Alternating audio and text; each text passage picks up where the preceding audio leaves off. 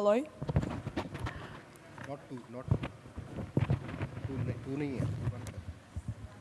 Blockchain, a completely overhyped technology with zero real use cases, and cryptocurrencies are absolutely in a bubble and used by shady individuals for all sorts of weird purposes. Or is blockchain gonna solve all of our problems of our humanity, starting with incurable diseases and finishing with corrupt governments? And cryptocurrencies, actually, the real money, because they are away from central banks, the evil central banks, because all they do is just running press. My name is Irina Heaver, and I am known to randomly break into talking about cryptocurrencies and Bitcoin and blockchain. So this workshop, move closer, we are not that many, which is great, because I've got a lot of Bitcoin to send to your crypto wallet so we can all share around. I want to thank you for still being here at 5 p.m. And if you're still here, that means you're really interested in the subject, which is fantastic. Please move closer, because we're going to do some workshops together, work on a couple of solutions for a couple of issues. So I want to say thank you to my helpful assistants at the front table here, Wave, being the only man in the room, which is great. If you have any technical issues or technical problems, ask them. They'll come and help you. And if you ask them nicely, they'll even code your own blockchain for you, because they're techies. So cryptocurrencies. I think John Oliver summarized it very nicely. Everything you don't understand about money combined with everything you don't understand about computers. And I think this is a brilliant summary, because blockchain and cryptocurrencies is a rather complex question, is a rather complex matter, because it involves so many things. It involves game theory, it involves law and regulations, it involves economy, and it involves mathematical and technical issues. It's all wrapped into one. So in order to understand that, you almost need to untangle it into pieces. Another author in his recent book says that cryptocurrency in blockchain is the first technology that is fundamentally difficult for otherwise intelligent and highly capable people to understand. And I was very relieved when I read that, because I was kicking myself for years, thinking, how do I not get it? How do I not get it? Why do I understand a little bit, and the more you start digging, there are more worms to find, to understand, to untangle. I was very, very relieved when I saw that, so let us not panic. We're going to get there, hopefully at the end of this session. Before we start talking about cryptocurrencies and blockchain, let's think of the things that were used as money, that were used as currency throughout the history. We have some giant rocks, we have cheese, some little stones that were used as arrows, bottle caps. In our completely wrecked countries, wrecked by their governments, by the central banks, by the printing of money, when the inflation is something like 1,000% a day, people stopped using the money because they can't trust it anymore. They started using bottle caps, salt, alcohol, knives, mobile minutes. Up until recently in Zimbabwe, people were using mobile minutes as a medium of exchange, as a currency, as money, because they were just not trusting their own governments. They were not trusting the paper that the government was printing. So when people ask me, well, Irina, this is madness, cryptocurrencies, there's no governments behind it.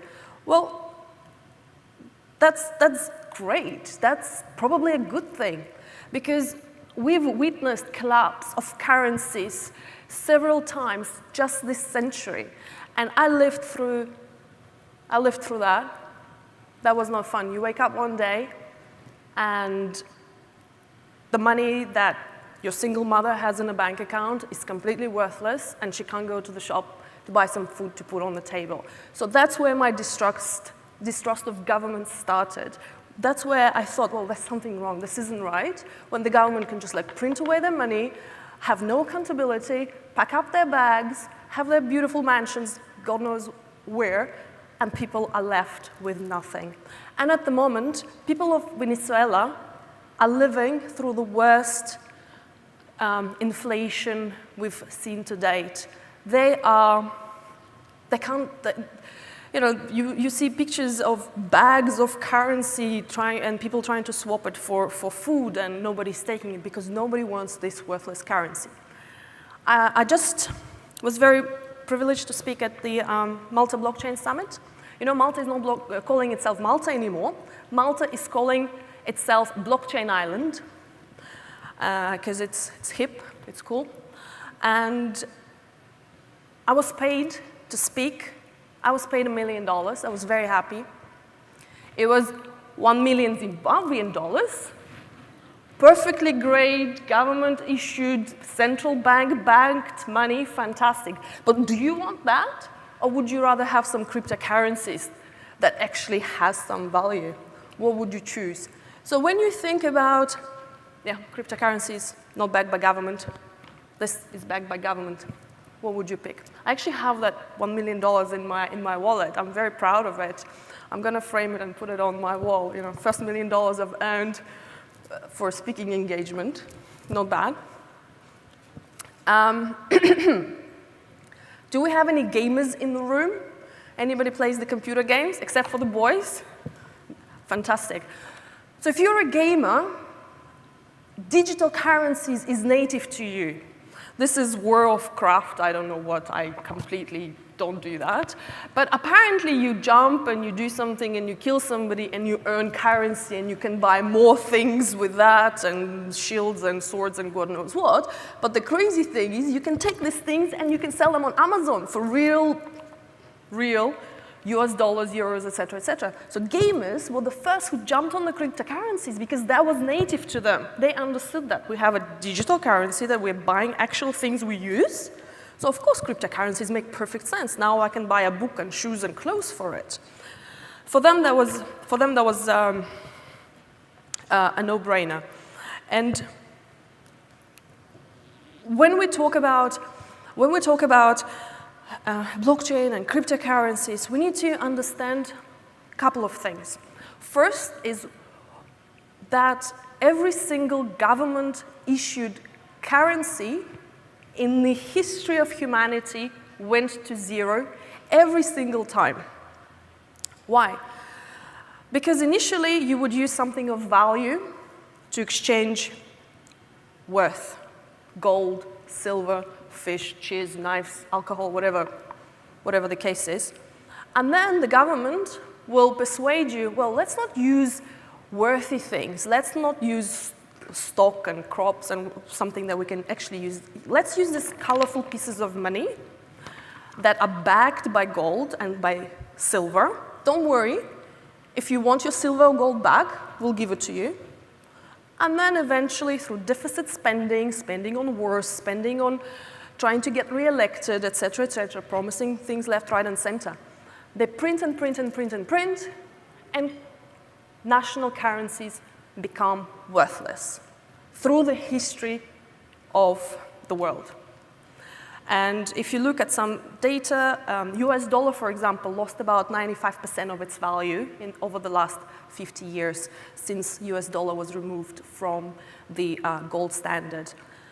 And the second thing to understand and to comprehend is how the transaction happened. For example,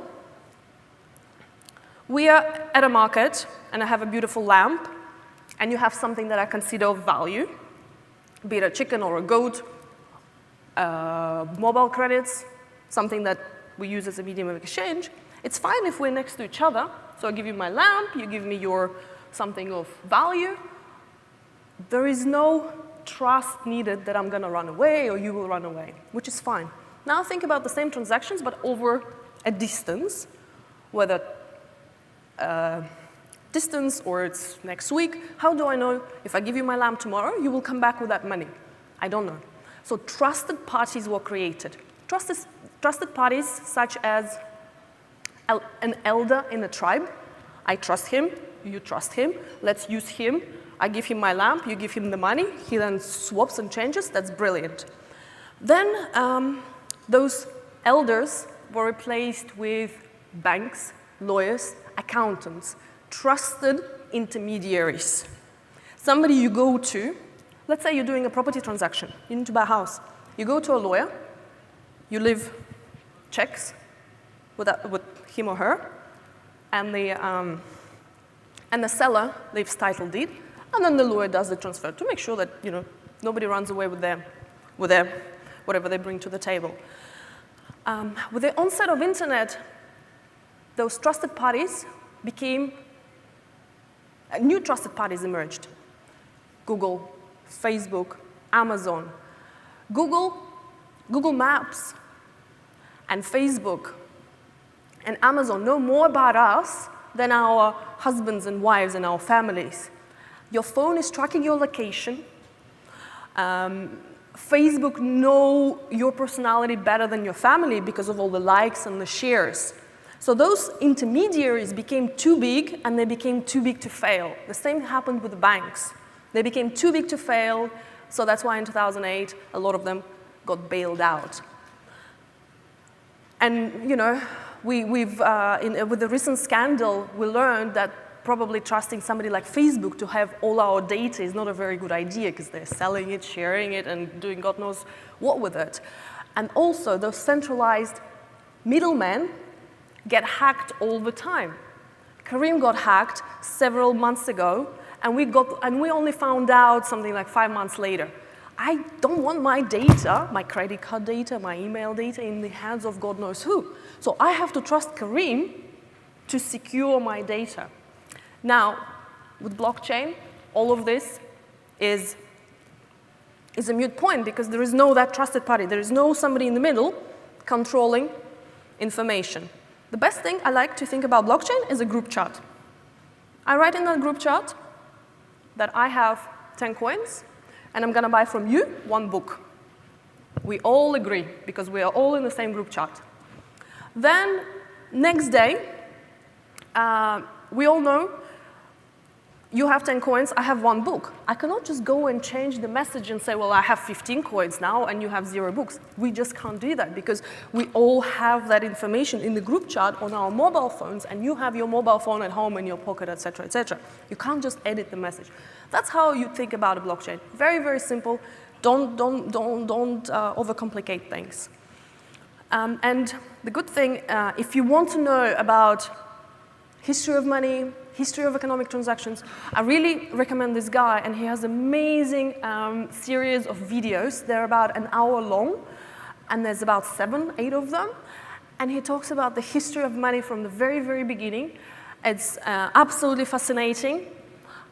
He is, of course, advocating for gold and silver as the real money. And there are lots of nationalities who agree, and they customarily buy more and more gold and silver and as a hedge for inflation, which makes sense to me. But lately, he's started talking about cryptocurrencies because he discovered that for him, cryptocurrencies and gold and silver are on the same level field. So now, cryptocurrencies came into existence, but blockchain, Bitcoin, the first blockchain, came into existence 10 years ago, right after the collapse of Lehman Brothers, the financial crisis. And then it took a while for it to become known and public. And then something really weird happened. The prices just went up and up and up and up. And in 2017, suddenly everybody became a blockchain expert. Suddenly everybody became a cryptocurrency expert. News kept talking about it non-stop. And those who are not gamers, those who don't understand the digital currencies that well, was just confused. What the hell is going on? But think about the Dutch East India Company that issued the first share certificate back in the 1600s. That was the first public IPO, initial public offering. So imagine how people were confused. Oh, now I have a share in a company? How does that even work? But to us, share in a company is not confusing, right? We understand shares. I have shares, you have some shares, maybe, maybe not. But we don't bat an eyelid on that. Remember when ATM cards came out, you know, the debit ATM cards came out? I was actually, my grandmother, when we explained to her how to use a card, stick it in the machine, put the PIN code in, she understood, she was fine. Next thing I know, she takes a red permanent marker and writes a PIN code on the card because she keeps forgetting the number. And when I said, like, don't do that, and she's like, how else am I going to remember? So we need to learn, we need to understand, we need to educate ourselves. Why am I doing this? Why am I here? Irina, you're a lawyer, go and be a lawyer, like, what are you doing? Blockchain and cryptocurrencies and blockchain has the least number of women than any other profession or any other industry in the world. Less than 7% of women hold crypto. We're not talking about working in blockchain industry or working on blockchain projects. We're just talking about holding crypto. Less than 7% of women. And there's absolutely no future for the industry without 50% of the world population participating. There's no future. We can just as well pack up and go home. Every time I speak at the blockchain conference, I go to ladies' bathroom and it's empty, which is great, but it's very, very sad because there will be 600 guys and like 4 girls.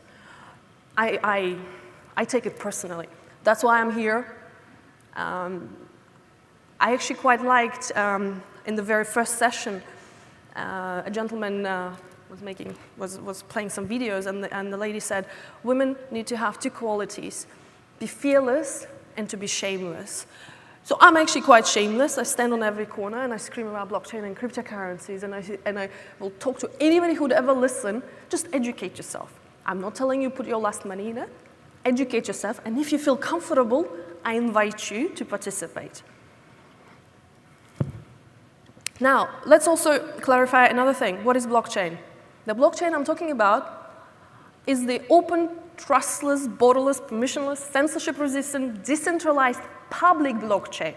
Not the jibba-jabba stuff that IBM comes out, not the jibba-jabba stuff that some government decides to put something on a blockchain. It is not a blockchain. It's just a database that Excel spreadsheet could have done just as well job. So why call it a blockchain? Because a consultant cannot charge millions and millions of dollars to some government by putting something on an Excel spreadsheet. But if we put it on a blockchain, wow, that's amazing, let's make some news. So let's just clarify, we're talking about a public blockchain. Public meaning you can join right now. You don't need anybody's permission. It's open for everybody to come in. Which government would put anything on a blockchain which has these attributes? My bet is 0. Let's see. So now what? Fantastic, blockchain. We learned what it is. It's a database. Cryptocurrency is fantastic. We need some women. Now what do I do? Well, the topic is how to get women to invest in this thing, right? So let's look at our options. You can hold an actual crypto asset. You can earn it, meaning perform services. You can buy my legal services for Bitcoins any day. I prefer it over US dollars. You can mine it. Some people have weird hobbies, like myself. I build a little mining rig with a little help of my husband. So I have a little mining rig that mines cryptocurrencies because I have nothing better to do. You can barter it. I give you my handbag, you give me some crypto. Fantastic, why not? If I want that handbag and I happen to have crypto, why not? You can find a friend who'll gift you some. So for next birthday, say, I don't want anything, send me some Bitcoins. Or you can come to my sessions and I will send you some Bitcoins. So if we're still all awake and still here by the end of the session, those people who have downloaded wallets, please find these 3 gentlemen and they will send you the actual cryptocurrencies. So you actually leave with a small portfolio with an asset base. Something you can send to each other, something you can use if you want. You can invest in a fund, and the fund, I'll mention a couple of funds that I are quite fond of, because they have a history of performance. Or you can invest in actual companies that you believe in, you support, or projects that you believe in the support, whether take an equity stake, or to buy their native currency, to buy their tokens, so that we have some options. So let's look into that. First, who has a Bitcoin wallet on their phone? I see one person, 3 people. Okay, those who don't, and Sarah, my colleague, how long did it take me to get you to download that wallet? 6 months? So go on App Store or Play Store if you have a Google phone. It takes literally 3 seconds to download a wallet. And then find that upstanding gentleman there. He's going to give you some Bitcoin. So you don't have an empty wallet. You have actual wallet with things in it. And you can go, then the second wallet is for Ethereum-based tokens. Because remember, there's not one blockchain. There are more than one blockchain. So the first one is Bitcoin. And it's called, literally, just type in blockchain, wallet, Bitcoin.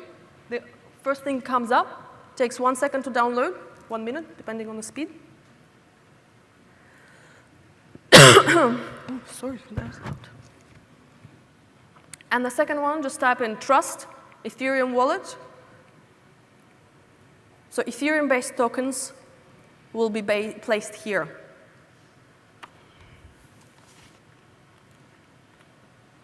Now, if you're lost, confused, lift your hand, they'll come, they'll show you, they'll download it for you. I'm not joking. I'm for real. I need women in blockchain and crypto. So I'm manually prepared to enroll each and single one of you, because industry has no future without us. How do I find out which coins I want to buy or which coins I don't want to buy?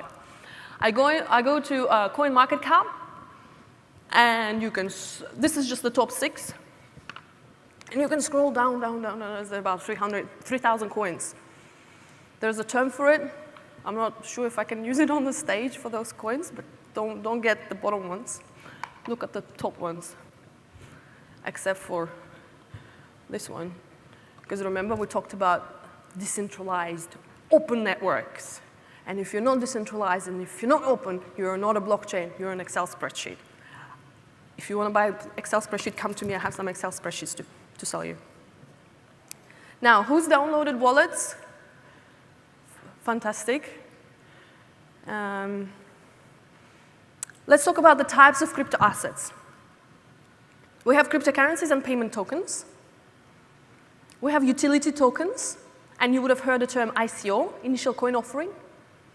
An initial coin offering, all it is just a capital formation exercise, meaning I give you my coins to use in my store when the store is ready, but you give me my money now. 90% of those ICOs have already failed, because what happens if the money is cheap, if the money is easy? Nothing happens. The up-and-coming security tokens, or security token offering. And you can speak to Sonia and Barbara in the back. They are going through a security token offering right now. It's a traditional company, it's a property company, and they decided instead of putting their shares on a paper, put their shares on a blockchain.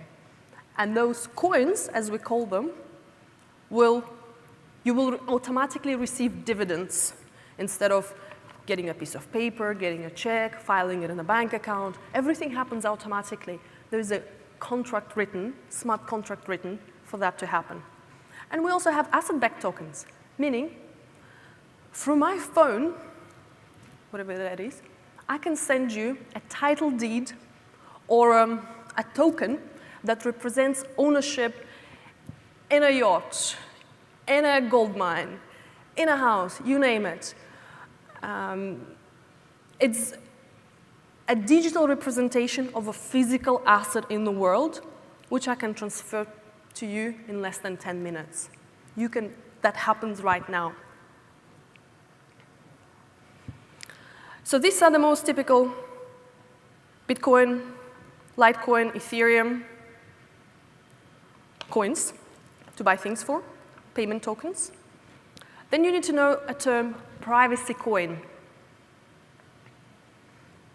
Bitcoin is not actually private. If I were to pay you for something with Bitcoin, there's a record for it forever and one day. That's why when people say, oh, criminals use Bitcoin, well, they are really stupid criminals because there's a record of it forever and one day that they committed this crime or that they purchased something illegal or they sold something illegal. They're really stupid criminals. The real smart criminals are using cash because there's no record of that ever happening.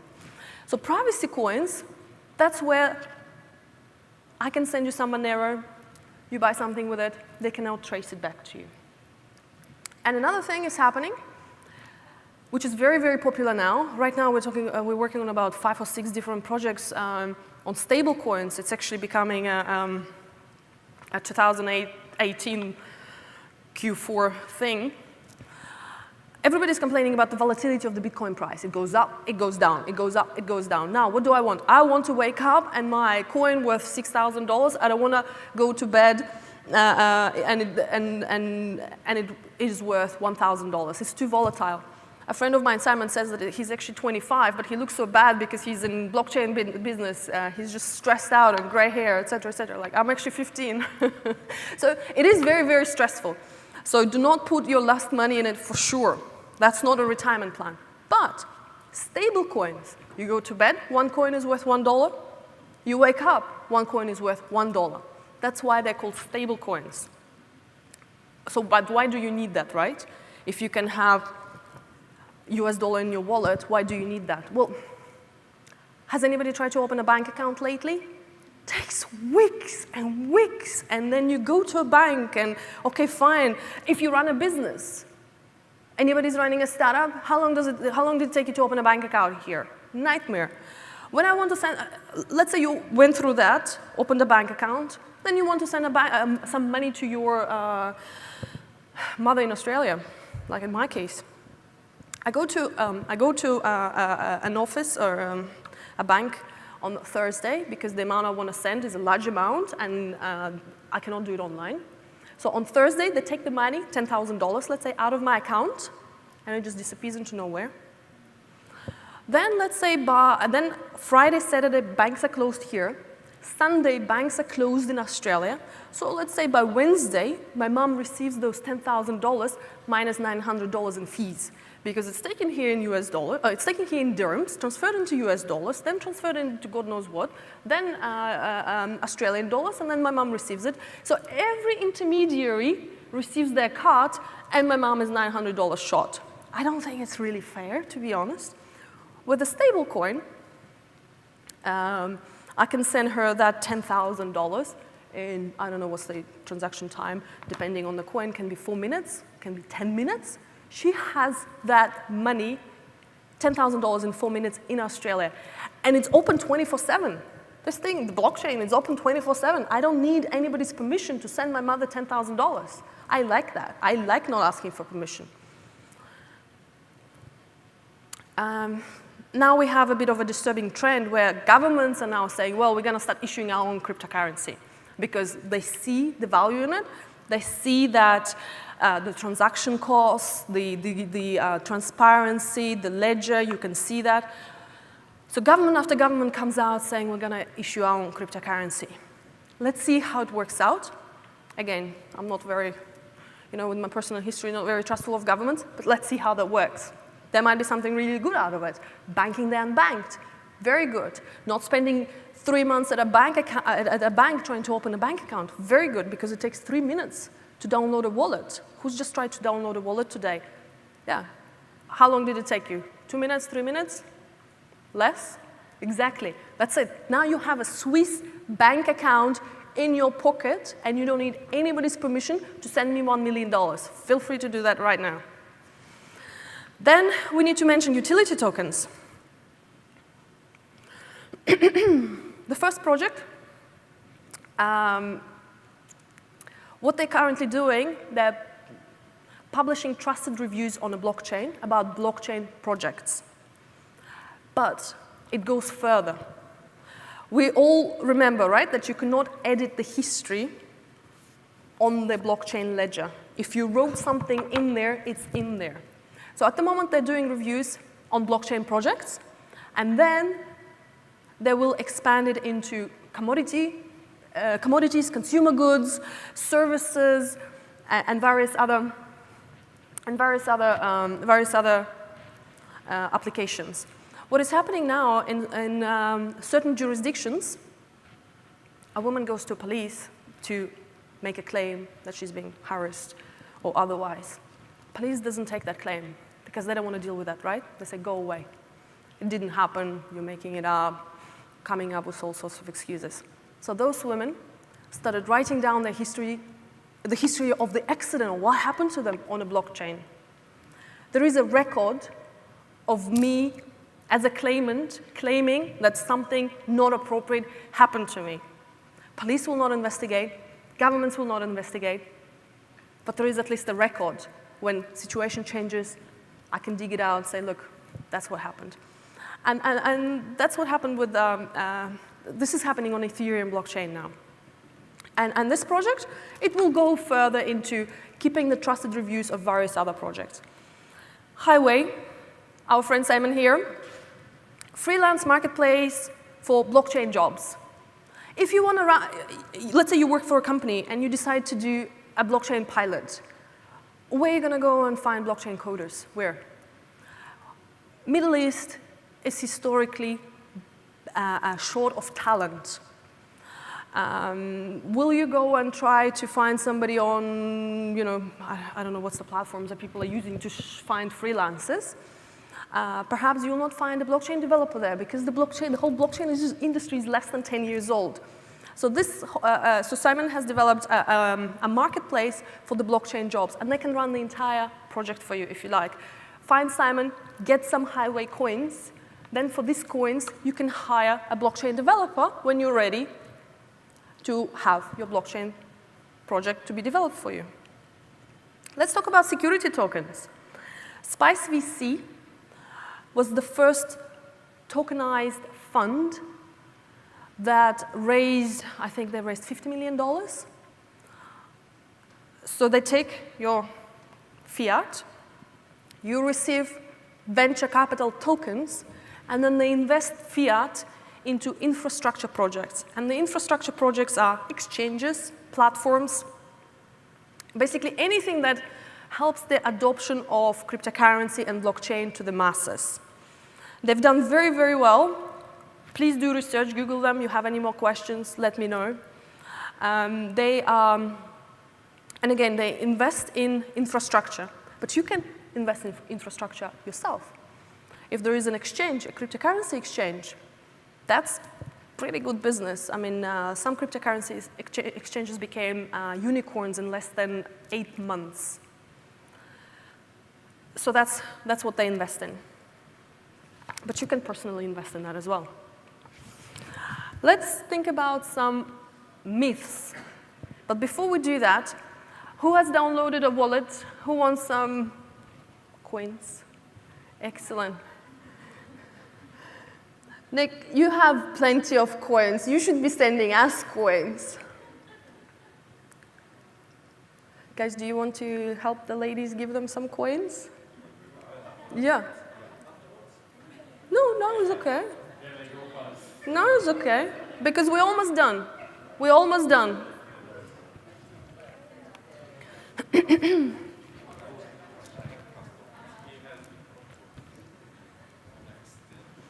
Let's find a microphone for you.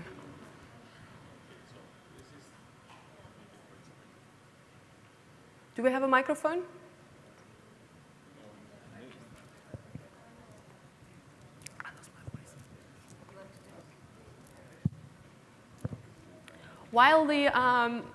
While some tokens are being sent through blockchain, please do ask questions. Hi.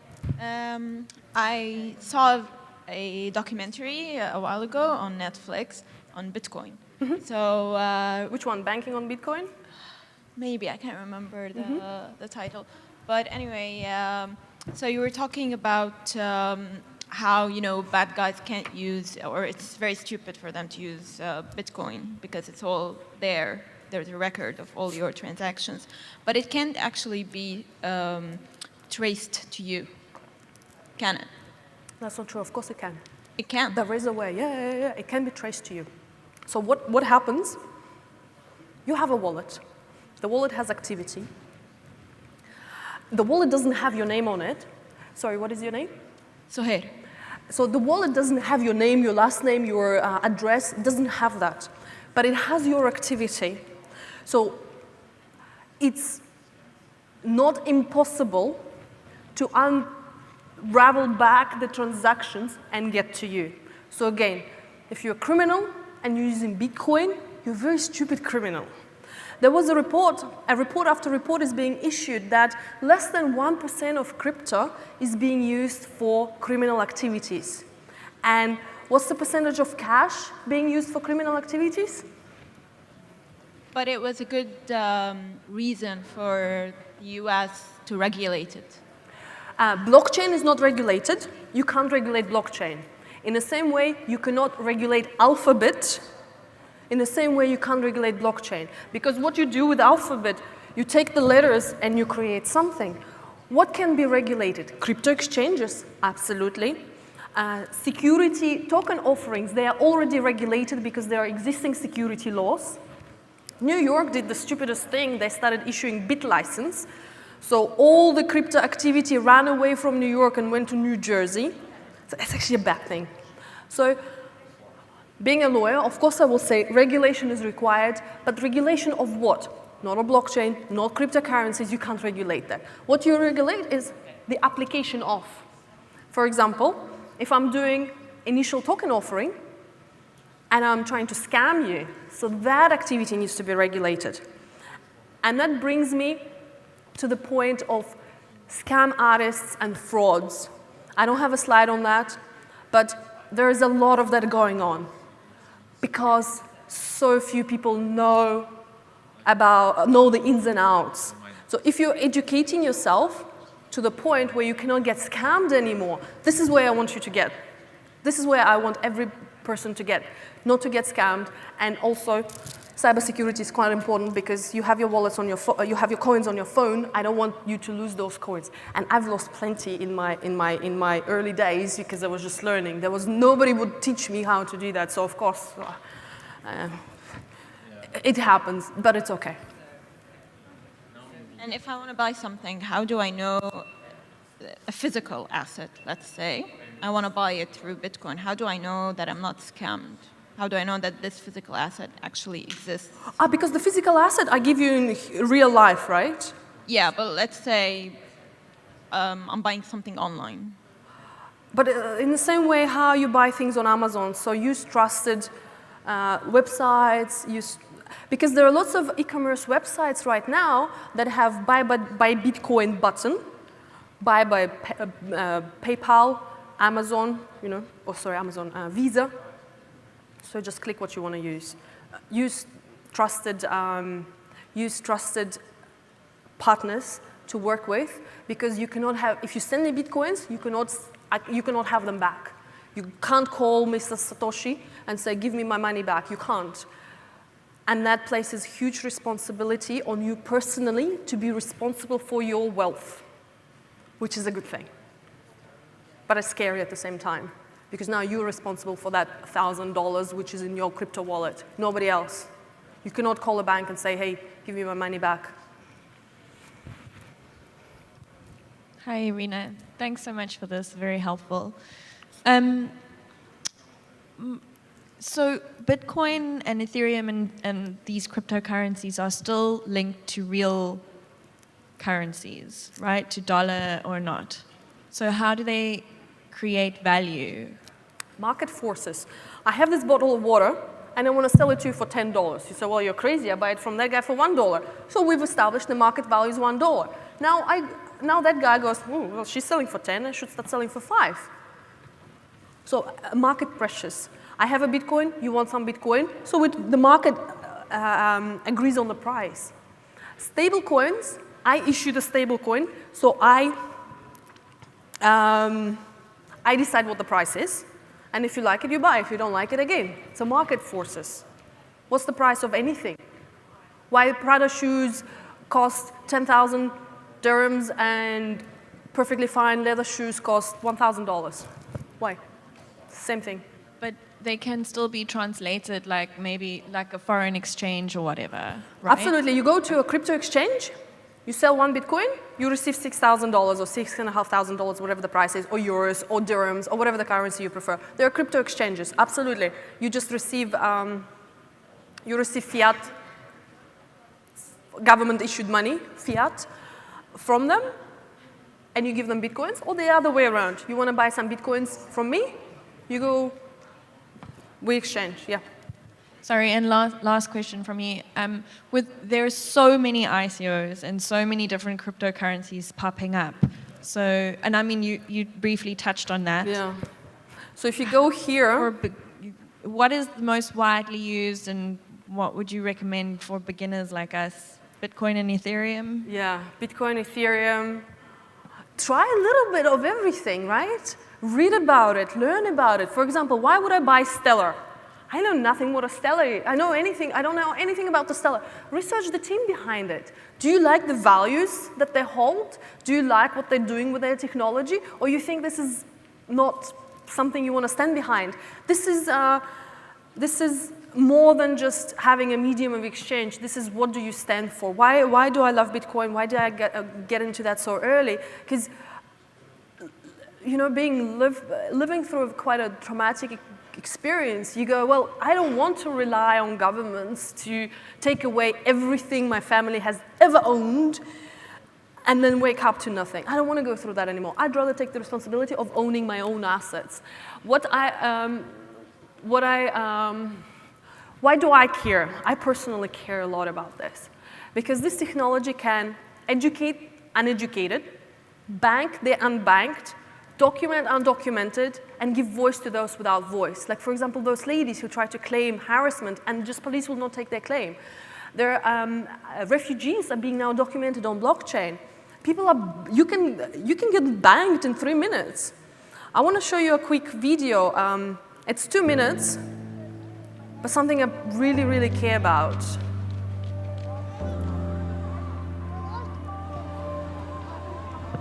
It's very quick.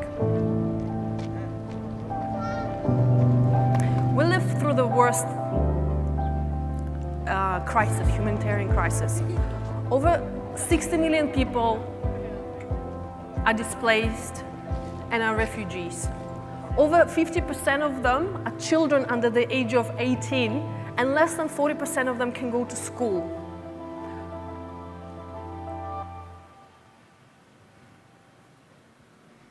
ناوين نيروز وعمرين ده وأمهاتن لاجئ سوري الكامبا دوميس. And this is a story about a 10-year-old girl in a refugee camp. يعني زين كيف عم الشطرنج يقلك I don't have enough patience or intelligence to play chess, and they're spending their time playing chess because they can't go to school. There are no schools.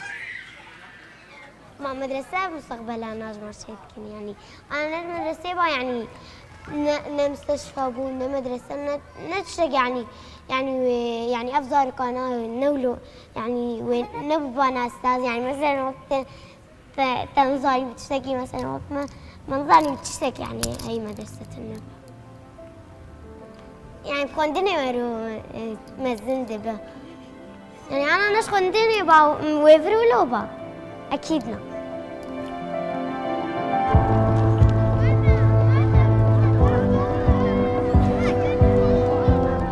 حلمي مستقبل إنه أكون دكتورة جراحة قلبية. فرقو إنه عقلي مهي ذكي. بس لازم أزين يعني هي طب جمهور النكد يعني هو شو. Nelson Mandela said that education is the most vital and it's a human right. A 10-year-old girl in the refugee camp says if she doesn't become a doctor, her dreams will be shattered. There's a company that I'm on the board of, and this is a shameless, what are we doing? Like shameless plug. We're combining AI, blockchain, and crypto to bring education for refugee camps, to educate every single one of those 60 million refugee kids and adults. But we're not going to stop there. We're going to bring the education to 2 billion people in Asian countries who just physically don't have access to school. Whether they don't have they don't have money to go, or there's physically no school in their vicinity. So this is why I care. This is my why I'm doing this. We need more women in blockchain and crypto for the industry to exist. And we can do this. And I think it's a pretty good reason, at least for me. Thank you very much.